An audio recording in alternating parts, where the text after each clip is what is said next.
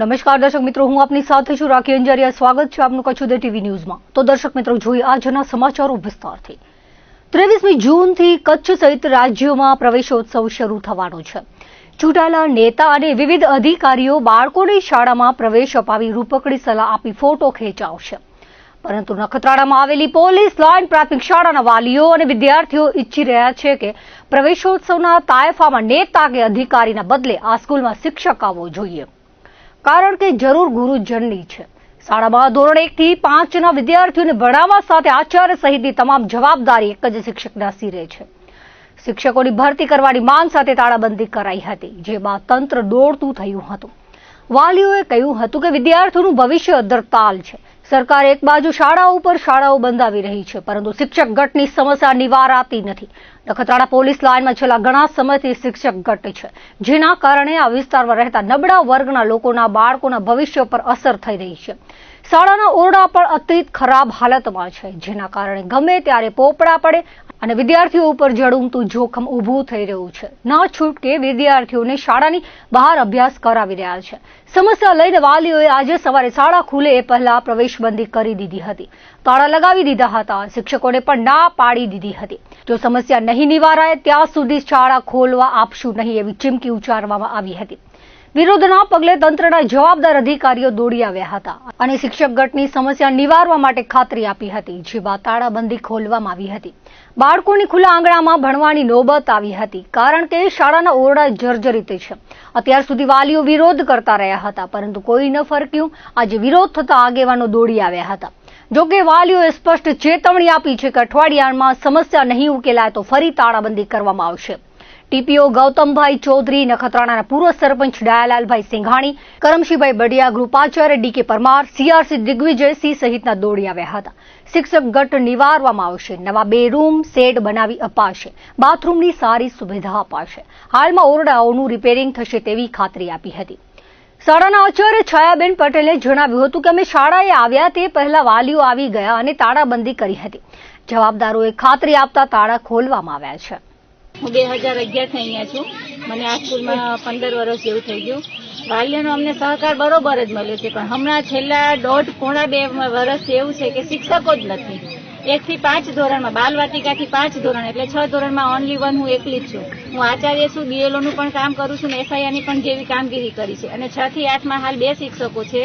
એ શાળા સમય બાદ વસ્તી ગણતરીમાં પણ રોકાયેલા છે. અમારા ઉપર એટલું બર્ડન આવેલું છે કે તાત્કાલિક શિષ્યવૃત્તિ પૂરી કરો, ઓનલાઈનમાં જે ડેટા નાખવાના એ પૂરા કરો. તો મારું મોસ્ટ ઓફ કામ ઓફિસના કોમ્પ્યુટરમાં વર્કમાં રહેલું છે, તો મારા બાળકોને અન્યાય થાય છે. ડિજિટલ TV દ્વારા અમે ભણાવીએ છીએ, પણ બાળકો કેટલું ભણે? તો નાના બાળકો છે એ તો મસ્તી કરવાના જ છે. અને પહેલી સમસ્યા એ છે કે મેં ટીપીઓને રજૂઆત કરી હતી કે અમારી સ્કૂલ જર્જરિત છે 2025માં. તો એમને તાલુકામાંથી મંજૂરી આપી છે કે જર્જરિત ઓરડા છે, પણ જિલ્લા લેવલથી કે આગળથી અમને હજુ કઈ આવ્યું નથી કે સ્કૂલ આ કેમ કરી. જયારે મેં ટીપીઓ સાહેબને કીધું કે વરસાદ જેવું છે તો બાળકોને હું ક્યાં બેસાડું, તો કે મેદાનમાં બેસાડો, આચાર્ય એની રીતે એનો નિર્ણય લઈ શકે છે. અને કાલથી મને વાલીઓના ફોન આવ્યા હતા કે બેન તમારે સ્કૂલમાં આવવાનું નથી, તાળાબંધી થવાની છે. તો મેં CRCને રજૂઆત કરી, BRCને રજૂઆત કરી, ટીપીઓ સાહેબને રજૂઆત કરી, ગૃપાચાર્યને રજૂઆત કરી. તો એ લોકો એમ કે છે કે બેન એમાં તો હવે શું કરી, તો તમે સ્કૂલમાં શિક્ષકોની જગ્યા બતાવો. કાલે ભરતી હતી પણ કોઈ જગ્યા 1 થી 5ની બતાવવામાં આવેલી નથી. તો આ રજૂઆત ક્યાંની છે? અમે SAS માં ઓનલાઈન કરીએ છીએ તો શિક્ષકો આટલા છે તો ખબર જ છે, પણ કેમ નથી બતાવતા? ને વાલીઓ સારા છે એવું નથી કે વાલીઓ અમને સપોર્ટ નથી કરતા, બહુ કરે છે. એમને ધીરજ રાખી કે પહેલા બાલવાટિકામાંથી ધોરણમાં છોકરો ભણતો તો 3જા ધોરણમાં આવે, 4 વર્ષ છે એને શિક્ષક નથી. બાલવાટિકા 1લું, 2જું, 3જું, 4થું વર્ષ છે તો શિક્ષક નથી. તો 4 વર્ષમાં વાલીઓની ધરપત તો તૂટવાની જ છે ને. એટલે વાલીઓએ આજે આ નિર્ણય લીધો છે તાળાબંધી છે. તો હવે તમે અમને પ્રકાશનમાં એમ કહો કે અમે હવે ક્યાં જઈએ?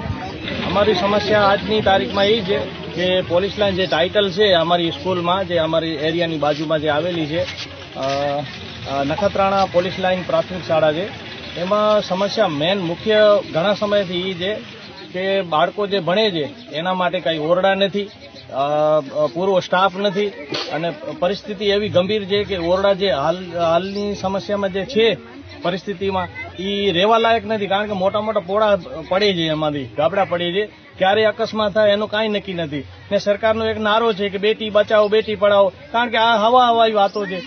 ઘણી બધી પ્રયત્ન કરી છે, પણ છતાં પણ સરકારને કાંઈક ચૂ નથી લાગતી અને ક્યાંક ને ક્યાંક અમારા માથે જે એસી સમાજના 80% વર્ગ છે, 80 નો વર્ગ છે, એના સાથે ગિનાખોરી કરવામાં આવે છે, શાસન પ્રશાસન જે હોય તે, બરોબર. અને અમારી જે માંગ ઘણા સમયથી અમે માંગ કરીએ છીએ કે ભાઈ ઓરડા બનાવો, સ્ટાફ પૂરો રાખો, પણ છતાં પણ કોઈ ધ્યાન નથી આપતો. અમારા બાળકોનું ભવિષ્ય સાથે ખિલવાડ કરે છે. મારી પાસે નિશાળ છે પણ શિક્ષક નથી. ઓછામાં ઓછા 4-5 કેટલા 300 વિદ્યાર્થી અહીંયા ભણે છે છોકરાઓ, પણ એની પાસે 3 શિક્ષક છે ખાલી. એટલે અમને આ છોકરાઓને બહુ તકલીફ છે ને એનું ભણતર પણ બધું વ્યસ્ત જાય છે. માંડવીના વડફળિયા વિસ્તારમાં ગેરકાયદે કોમર્શિયલ બાંધકામ તોડી પાડવા માંગ કરાઈ છે. સોની બજાર વિસ્તારના રહીશો દ્વારા તેમના વિસ્તારમાં ચાલી રહેલા ગેરકાયદેસર કોમર્શિયલ બાંધકામ અને અસામાજિક તત્વોના વધતા ત્રાસ સામે ઉગ્ર વિરોધ નોંધાવ્યો છે. સ્થાનિકોના જણાવ્યા અનુસાર રહેણાંક વિસ્તારમાં કોઈ પણ પ્રકારની મંજૂરી વગર કોમર્શિયલ બાંધકામ ખડકી દેવામાં આવ્યું છે. સ્થાનિકોએ આરટીઆઈ દ્વારા મેળવેલી માહિતીમાં નગરપાલિકાએ પોતે સ્વીકાર્યું છે કે આ બાંધકામ માટે કોઈ મંજૂરી આપવામાં આવી નથી. મંજૂરી વગર આટલું મોટું બાંધકામ કેવી રીતે થયું અને કોના આશીર્વાદથી ધમધમી રહ્યું છે? સ્થાનિકોએ આક્ષેપ કર્યો છે કે રસ્તા પર અસામાજિક તત્વો દ્વારા વાહનો પાર્ક કરીને કલાકો સુધી બેસી રહેવામાં આવે છે, જેના કારણે મહિલાઓ અને દીકરીઓ માટે ત્યાંથી પસાર થવું મુશ્કેલ બન્યું છે. તેમને અભદ્ર ટિપ્પણીઓનો સામનો કરવો પડે છે. આ ઉપરાંત ટ્રાફિકની ગંભીર સમસ્યાને કારણે ઇમરજન્સી સેવાઓ જેવી કે એમ્બ્યુલન્સ અને પાણીના ટેન્કર પણ વિસ્તારમાં પહોંચી શકતા નથી. નગરપાલિકા દ્વારા લગાવવામાં આવેલા નો પાર્કિંગના બોર્ડ અને લોખંડના પાઇપો પણ અસામાજિક તત્વો દ્વારા તોડી પાડવામાં આવ્યા છે. રહીશોએ જણાવ્યું છે કે તેમણે પોલીસ, નગરપાલિકા, મામલતદાર, કલેક્ટર, પ્રાદેશિક કમિશનર, સચિવાલય અને મુખ્યમંત્રી કાર્યાલય સુધી રજૂઆતો કરી છે, પરંતુ આજ દિન સુધી કોઈ સંતોષકારક જવાબ કે કાર્યવાહી કરવામાં આવી નથી. હવે વડફળિયાના રહીશોએ ચીમકી ઉચ્ચારી છે કે જો વહેલી તકે આ ગેરકાયદેસર બાંધકામ સામે કડક પગલાં લેવામાં નહીં આવે તો તેઓ મુખ્યમંત્રી કાર્યાલય અને જરૂર પડે કોર્ટના દરવાજા ખખડાવશે. સાથે તેમણે ચેતવણી આપી છે કે જે કોઈ પણ વ્યક્તિ આ પ્રોપર્ટી ખરીદશે કે ભાડે રાખશે તેમને આ પણ કાયદાકીય પ્રક્રિયા પક્ષકાર બનાવવામાં આવશે. વિસ્તારના રહીશોની કોઈ પણ પ્રકારની શારીરિક કે સામાજિક નુકસાની થશે તો તેની સંપૂર્ણ જવાબદારી સ્થાનિક વહીવટીતંત્ર, પોલીસ અને જવાબદાર ભૂમાફિયાઓની રહેશે. રવિવારે કચ્છના 4 કેન્દ્રો પર નેશનલ ટેસ્ટિંગ એજન્સી દ્વારા વિજ્ઞાન પ્રવાહના વિદ્યાર્થીઓ માટે મેડિકલ કોર્સમાં પ્રવેશ માટેની અતિ અગત્યની નીટ પરીક્ષા લેવામાં આવી હતી. 4 મહિના લેવામાં આવેલી નીટ પરીક્ષા રદ થયા બાદ સમગ્ર દેશની સાથે કચ્છમાં નીટની પરીક્ષા પુનઃ લેવામાં આવી હતી. ખાસ કરીને કોઈ પણ વિદ્યાર્થીને ખોટી અગવડ કે તણાવ ઉત્પન્ન ન થાય તે દરેક પરીક્ષા કેન્દ્ર પર સુનિશ્ચિત કરવામાં આવ્યું હતું. 1563 વિદ્યાર્થીઓમાંથી 1416 વિદ્યાર્થીઓ હાજર રહ્યા હતા, જ્યારે 147 વિદ્યાર્થીઓ પરીક્ષાથી અડઘા રહ્યા હતા. ભુજ સિટીના નોડલ અધિકારી તરીકે પ્રાંત અધિકારી અનિલ જાદવ તેમજ ગાંધીધામના નોડલ અધિકારી તરીકે અંજારના પ્રાંત અધિકારી SD ચૌધરીએ જવાબદારી નિભાવી હતી.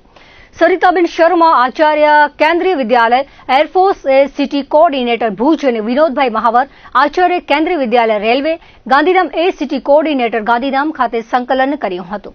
ભુજમાં ઓલફ્રેડ હાઈસ્કૂલ ખાતે મામલતદાર ભુજ તેજસભાઈ પટેલ તેમજ સેન્ટર સુપ્રિન્ટેન્ડન્ટ તરીકે પૃથ્વીરાજસિંહ ઝાલા, ઇન્દ્રાબાઈ ગર્લ્સ હાઈસ્કૂલ ખાતે ડ્યુટી મેજિસ્ટ્રેટ મામલતદાર ભુજ MD માળી તેમજ સેન્ટર સુપ્રિન્ટેન્ડન્ટ તરીકે ભૂમિકાબેન ગઢવી, ગાંધીધામમાં સરકારી હાઈસ્કૂલ ગણેશનગર ખાતે ડ્યુટી મેજિસ્ટ્રેટ તરીકે મામલતદાર JJ સિંધી તેમજ સેન્ટર સુપ્રિન્ટેન્ડન્ટ તરીકે દિલીપભાઈ ગોહિલ તેમજ માઉન્ટ કાર્મેલ હાઈસ્કૂલ ખાતે ડ્યુટી મેજિસ્ટ્રેટ તરીકે મામલતદાર અંજાર BV ચાવડા તેમજ સેન્ટર સુપ્રિન્ટેન્ડન્ટ તરીકે સિસ્ટર વિમલાએ કામગીરી સંભાળી હતી. તમામ કેન્દ્રો પર સઘન પોલીસ બંદોબસ્ત વચ્ચે 11 વાગે વિદ્યાર્થીઓને પ્રવેશ આપવામાં આવેલ હતો. ત્યારબાદ નેશનલ ટેસ્ટિંગ એજન્સીના કર્મચારી તેમજ પોલીસ સ્ટાફ દ્વારા ફ્રિસ્કિંગ તેમજ મેટલ ડિટેક્ટર દ્વારા તપાસ કરાઈ હતી. બાદ બાયોમેટ્રિકની કામગીરી કરવામાં આવી હતી. દરેક કેન્દ્ર પર ઓબ્ઝર્વર, નોડલ ઓફિસર તેમજ ડ્યુટી મેજિસ્ટ્રેટ હાજર રહ્યા હતા. આરોગ્યની ટીમ ખડે પગે રહી હતી. સમગ્ર પરીક્ષા દરમિયાન કોઈ પણ અનિચ્છનીય ઘટના વિના શાંતિપૂર્ણ માહોલમાં યોજાઈ હતી તેવું જિલ્લા શિક્ષણ અધિકારી સંજયભાઈ પરમારે જણાવ્યું હતું. ડોક્ટર અશ્વિનસિંહ વાઘેલાએ સમગ્ર જિલ્લામાં પરીક્ષાનું સુચારુ સંકલન કર્યું હતું.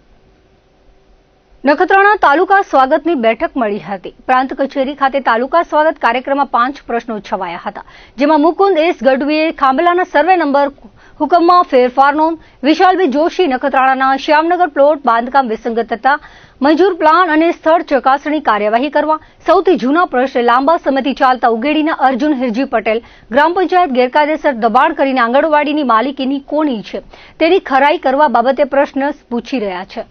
સૌથી જૂના પ્રશ્ન લાંબા સમયથી ચાલતા ઉગેડીના અર્જુન હિરજી પટેલ ગ્રામ પંચાયત ગેરકાયદેસર દબાણ કરીને આંગણવાડીની માલિકીની કોની છે તેની ખરાઈ કરવા બાબતે પ્રશ્ન સતત પૂછી રહ્યા છે, પણ તેનો ઉકેલ આવતો નથી. ચોથો પ્રશ્ન લીંબાણી દયાલાલ ખીમજી દેવ પર યક્ષવાડાનો હતો.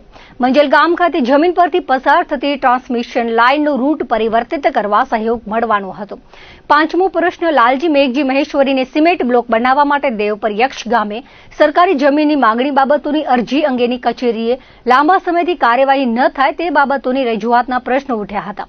તમામ પ્રશ્નો સત્વરે નિવેડો લાવવા સધિયારો અપાયો હતો. બેઠકમાં તાલુકા વિકાસ અધિકારી હાર્દિકભાઈ ગઢવી, સિરસ્તેદાર શિવજીભાઈ પાયણ, નાયબ મામલતદાર મહેસૂલ નવીનભાઈ પ્રજાપતિ, તલાટી પ્રેમ દાફડા ઉપસ્થિત રહ્યા હતા.